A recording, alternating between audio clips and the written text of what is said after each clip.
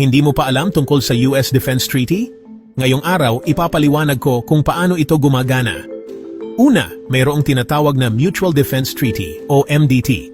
Ito ay kasunduan sa pagitan ng Pilipinas at Estados Unidos na nilagdaan noong 1951. Sa ilalim ng MDT, nangangako ang US na tutulong sa Pilipinas kung sakaling may atake mula sa labas. Pero, hindi ito basta-basta. Una, kailangan munang magdeklara ng gobyerno ng Pilipinas ng isang armed attack. Kapag nagdeklara na, susuriin ng US kung totoo nga bang may naganap na atake at kung ito ay sakop ng treaty. Kung oo, tatawagin ang US Congress upang aprubahan ang aksyon.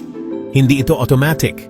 Kailangan ng pahintulot ng mga lawmakers sa US bago magpadala ng anumang tulong militar.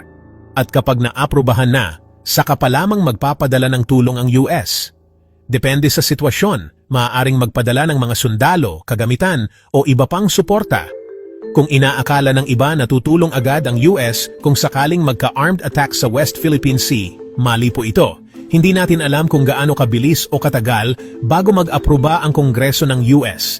Kaya, hindi ito agad-agad na tulong. May proseso at pagsusuri na kailangang pagdaanan upang matiyak na tama at nararapat ang tulong na ipapadala. Huwag mag-alala, nandyan ang MDT para masiguro na may katuwang tayo sa oras ng pangangailangan. Pero laging tandaan na may proseso ito at hindi instant. At iyan ang simpleng paliwanag sa kung paano ibinibigay ng US ang tulong sa ilalim ng Defense Treaty. Manatiling may alam, feed your mind.